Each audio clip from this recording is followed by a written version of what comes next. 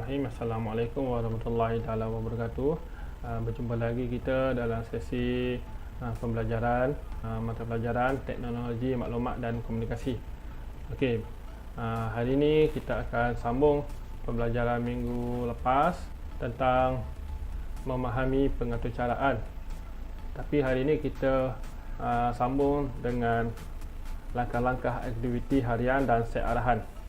Okey, standard pembelajaran membuat perkaitan antara langkah-langkah aktiviti harian dengan satu set arahan dalam aturcara komputer. Hari ini ialah langkah-langkah aktiviti harian dan set arahan.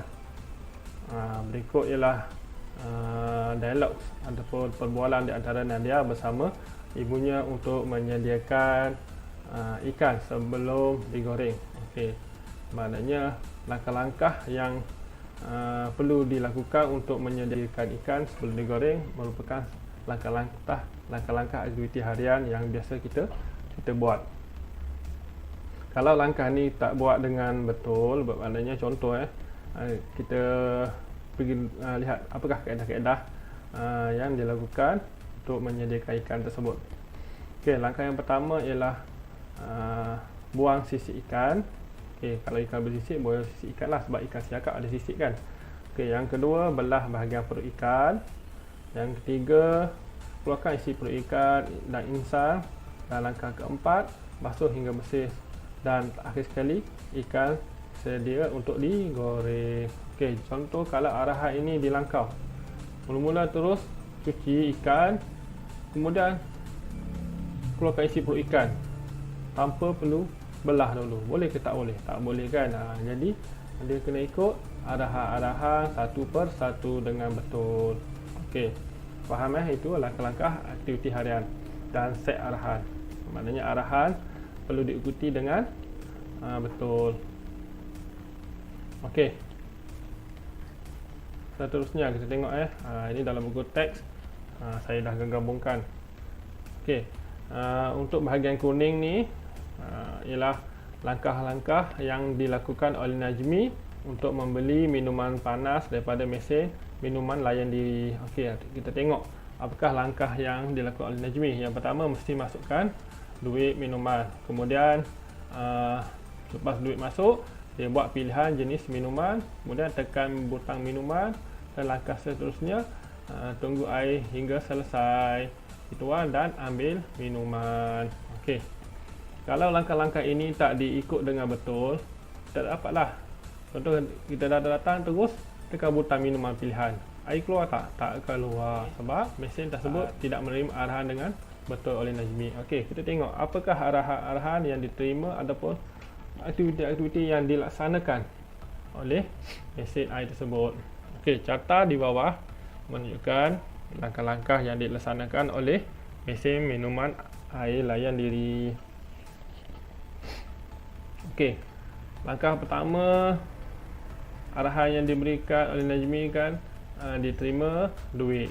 Lepas diterima duit, dia nyatakan jenis minuman yang boleh dibeli berdasarkan jumlah yang dimasukkan. Maknanya dipaparkan lah. Biasa kita tengok kalau dah masukkan duit, dia akan nyala warna merah.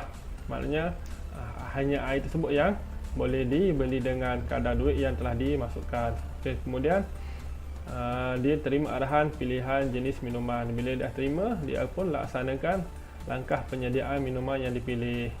Lepas itu dia pun keluarkan minuman dan keluarkan baki wang jika ada. Bermakna aktiviti harian mempunyai langkah-langkah tertentu mengikut urutan. Setiap langkah perlu dipatuhi untuk mendapatkan hasil yang dikehendaki. Set arahan atau cara komputer juga mempunyai arahan-arahan tertentu mengikut urutan. Setiap arahan mesti dilaksanakan untuk mendapatkan hasil yang dikehendaki. Bermakna kena ikutlah. Jangan suka hati lompat sana lompat sini, tak boleh. Kena ikut dia punya aliran. Sebab tu dipanggil carta alir. Carta alir ni penting untuk kita menentukan arahan-arahan dan aktiviti-aktiviti yang perlu dilakukan. Okey, sebagai kita dah habis dah tajuk hari ni. Sebagai pengukuhan latihan, saya nak buka muka surat muka surat 8, saya nak kamu lengkapkan apa? Lengkapkan carta alih bagi langkah-langkah untuk membasuh pakaian yang dilaksanakan oleh manusia dan mesin dengan menggunakan jawapan-jawapan yang telah disediakan. Maknanya isi tapak kosongnya lah. Ini gabungan. Contoh, kumpulkan pakaian yang dicuci, masukkan dalam pakaian ke dalam mesin basuh. Ini jawab cari, masukkan pelembut fabrik. Lepas tu hidupkan.